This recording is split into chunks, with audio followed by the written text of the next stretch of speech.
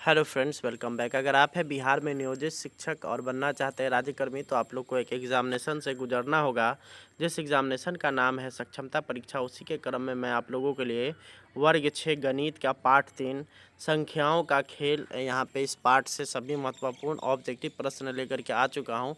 तो चलिए हम लोग इस वीडियो में आगे बढ़ते हैं और सारे ऑब्जेक्टिव क्वेश्चंस को देखते हैं और समझते हैं।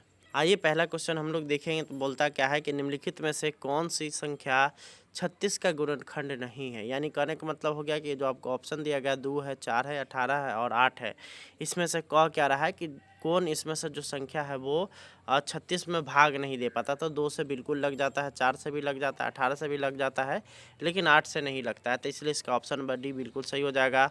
ऑप्शन नंबर डी आप लोग का नीचे आंसर भी दिया गया है। अगला सवाल आता है कि सभी अभाज्य संख्याएं लिखें। 5 से कम या 5 भी मतलब 5 तक, यानी कि आपको अभाज्य संख्या लिखना है तो 5 तक आपकी अभाज्य संख्या जो हो जाएगी वो हो जाएगी 2 हो जाएगी, 3 हो जाएगी और 5 हो जाएगी। सबसे पहले आप लोग जान लीजिए अभाज्य संख्या मैंने किस आधार पर लिखा है। तो अभाज्य संख्या उस संख्या को कहा जाता है जिसमें खुद या एक के अलावा अन्य किसी दूसरे अंक से भाग नहीं लगे। तो जैसे 2 का उदाहरण ले लीजिए, तो 2 में 2 से ही लग सकता है या 1 से लग सकता है। 3 में अगर बात करिएगा तो 1 से या 3 से। 5 में बात करिएगा तो 1 या 5 से। इसके अलावा और कोई इसमें दूसरा अंक से इसमें भाग ही नहीं लगेगा।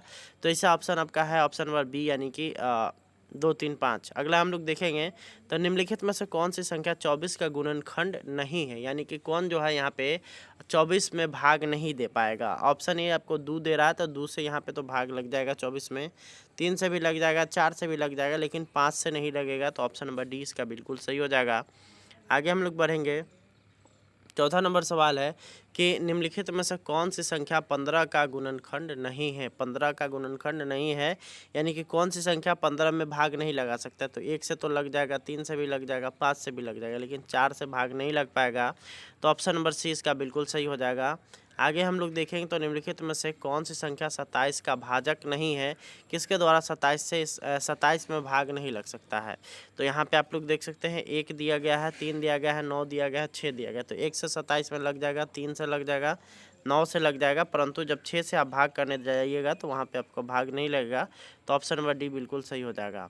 अगला यहाँ पर है कि निम्नलिखित में से कौन सी संख्या 12 का गुणनखंड नहीं है। गुणनखंड नहीं है, किससे यहाँ पे भाग नहीं लग सकता है। 4 से तो लग जाएगा, 2 से भी लग जाएगा, 3 से भी लग जाएगा, लेकिन 8 से नहीं लग पाएगा। तो यही इसका गुणनखंड नहीं होगा, यानी कि ऑप्शन नंबर डी बिल्कुल सही हो जाएगा। अगला यहाँ पर है आप लोग का कि निम्नलिखित में से कौन सी संख्या 21 का गुणनखंड नहीं है। तो 21 का गुणनखंड नहीं खोज रहा है, तो आपका क्या हो जाएगा, 1 से तो लग जाता है, 3 से भी लग जाता है, 7 से लग जाता है, परंतु 6 से भाग नहीं लगता है 21 में। तो यानी कि ऑप्शन नंबर सी बिल्कुल सही हो जाएगा। अब यहाँ पे पूछ रहा है कि 11 का गुणज है, यानी कि 11 के पहाड़ा में कौन सा इसमें से संख्या आ रहा है। 11 के पहाड़ा में 78 आता है, तो बिल्कुल नहीं आता है, ये नहीं होगा। 88 आता है, 23 नहीं आता है, 45 नहीं आता। तो ऑप्शन नंबर बी यानी कि 88 इसका बिल्कुल राइट आंसर हो जाएगा। अगला यहाँ पर आता है कि निम्नलिखित में से कौन सी संख्या 20 का कारक नहीं है। कारक मतलब हो गया कि भाजक, ठीक है। दोनों इस तरह से शब्द को घुमा करके आप लोग के एग्जामिनेशन में भी पूछ सकता है, और वहाँ पे आप जानते हुए भी आपका अगर यहाँ पे आप नहीं जानिएगा कि कारक मतलब क्या होता है, तो वहाँ पे आपका दिक्कत हो सकता है। तो यहाँ पे आप देखिए 2 है, 4 है, 5 है और 6 है। तो यहाँ पे हम लोग को देखना है कि 20 का भाजक पूछ रहा है। 2 के पहाड़ा में 20 आता है, 4 के पहाड़ा में आता है, 5 के पहाड़ा में आता है, लेकिन 6 के पहाड़ा में नहीं आता या नहीं आता है, इसलिए ऑप्शन नंबर डी बिल्कुल सही हो जाएगा। अगला सवाल है कि निम्न में से कौन सी संख्या 6 का गुणज नहीं है। यानी 6 का जो है यहाँ पे 6 के पहाड़ा में नहीं आता है। 12 तो आता है भाई, 24 भी आता है, 36 भी आता है, परंतु 21 नहीं आता है। तो ऑप्शन नंबर बी बिल्कुल इसका सही हो जाएगा। अगला यहाँ है आप लोग का कि दो अभाज्य संख्याओं का एचसीएफ क्या होता है। सह अभाज्य संख्या जैसे मान लीजिए कि 2 है और 3 है, ये दोनों क्या चीज़ है, दोनों अभाज्य संख्याएं हैं और दोनों जो है एक पास पास है। तो इसका अगर आप लोग अगर बात करिएगा, इसका अगर एचसीएफ निकालिएगा तो हमेशा क्या होगा, 1 आएगा। और इसी तरह से क्वेश्चन रह सकता है कि 2 लगातार संख्याओं का एचसीएफ क्या होगा, तो उसका भी वैल्यू 1 ही होगा, ठीक है। 2 लगातार विषम संख्याओं का एचसीएफ क्या होगा, तो 2 लगातार विषम संख्याओं का अगर एचसीएफ निकालिएगा तो वो जो विषम संख्या जो वहाँ पे दिया गया है उसमें से होता है। तो यहाँ पे अगर बात करिएगा 2 लगातार संख्याओं का कैसा संख्या होगा, तो 1 होगा। और यहाँ पे सह अभाज्य संख्याओं का भी एचसीएफ बात करिएगा तो 1 ही होगा। तो ऑप्शन नंबर डी हो जाएगा। अगला सवाल है कि 54 को निम्नलिखित द्वारा विभाजित किया गया है। किसके द्वारा विभाजित किया गया है भाई? तो 17 के द्वारा तो नहीं किया गया, 18 के द्वारा किया गया है, 19 के द्वारा नहीं किया गया, 5 के द्वारा नहीं किया गया है। तो ऑप्शन नंबर बी इसका हो जाएगा बिल्कुल सही।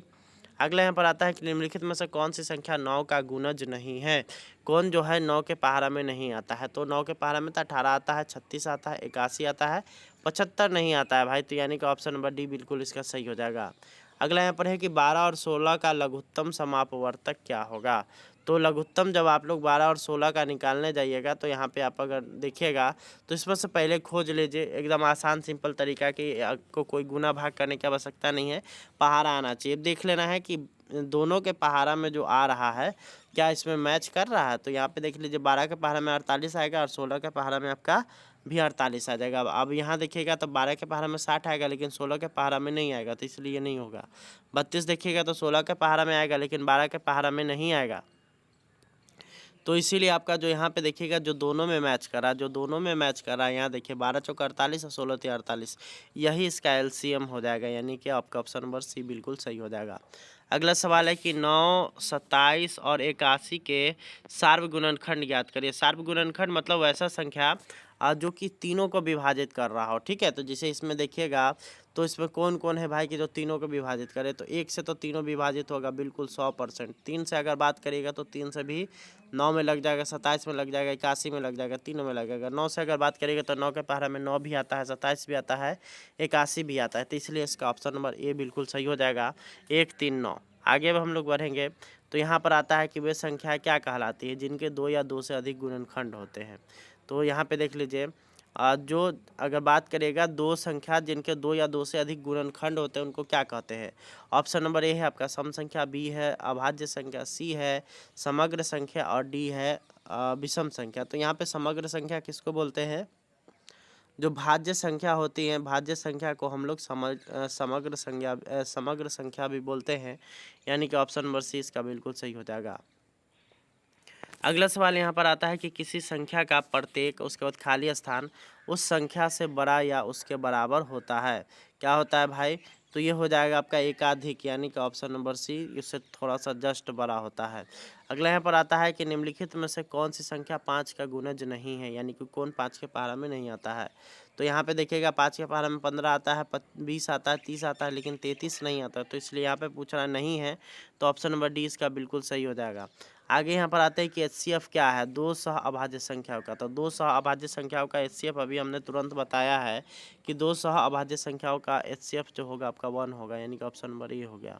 अगला यहाँ पर आता है कि वह संख्या जो 3 से विभाज्य है, इसमें से खोजना है। तो यहाँ पे देखिए 3 से विभाज्यता का नियम क्या है कि आपको जो भी संख्या दिया गया है उसके सारे अंकों को अलग अलग कर करके जोड़ लीजिए। जैसे 1, 3 + 5, तो इसको जोड़िएगा तो कितना आ जाएगा? 9 आ जाएगा। तो 9 चूँकि 3 के पहाड़े में आता है तो ये टोटल भी आ जाएगा, तो ऑप्शन नंबर ए बिल्कुल सही हो जाएगा। इसको जोड़ लेते हैं तो 3, 1, 4 अच्छे 10, तो 10 तो नहीं आता है। 4 और 7 11, ये भी नहीं आता है। उसके बाद है 4 और 9 13, ये भी नहीं आता है, तो इसलिए इसका ऑप्शन नंबर ए बिल्कुल सही हो जाएगा। आगे हम लोग देखेंगे तो यहाँ पर आता है कि निम्नलिखित में से कौन सा एलसीएम 36 और 72 का है। 36 और 72 का एलसीएम जब देखिए यहाँ पे पहाड़ा हो तो यहाँ पे जो बड़का होगा वही उसका एलसीएम हो जाएगा। ऑप्शन नंबर बी यहाँ पे बिल्कुल सही है। आगे हम लोग देखेंगे तो एक अभाज्य संख्या वह संख्या है जो 2 से विभाज्य है, 2 से विभाज्य नहीं है। सी है आपका जो है यहाँ पर कोई कारक नहीं है और डी है 2 कारक है, तो इसका ऑप्शन नंबर बी बिल्कुल सही हो जाएगा।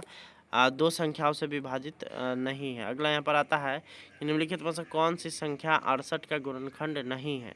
तो यहाँ पे गुणनखंड नहीं है पूछ रहा है, तो यहाँ पे देखिए 2 के पहाड़ा में 68 आ जाएगा, 4 के पहाड़ा में भी 17 के पहाड़ा में भी आ जाएगा, लेकिन 6 के पहाड़ा में नहीं आएगा, तो ऑप्शन नंबर डी इसका बिल्कुल सही हो जाएगा। अगला है कि इनमें से कौन सी भाज्य संख्याएँ हैं। तो भाज्य संख्या कौन है आपका? 6 है, 5 है, 7 है और 3 है।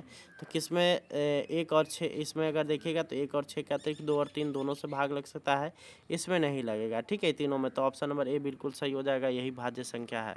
तो इसका अगर आप लोग को PDF चाहिए तो आप लोग डिस्क्रिप्शन बॉक्स को चेक करिए, वहाँ पे आप लोग को जो है मेरा व्हाट्सअप नंबर मिलेगा, जिस पर आप लोग कॉन्टेक्ट कर करके आप लोग का जितना भी PDF छूटा हुआ वो प्राप्त कर सकते हैं, और साथ ही साथ आने वाला जितना भी PDF है आप लोग प्राप्त कर सकते हैं। धन्यवाद। इस वीडियो को शेयर करिए।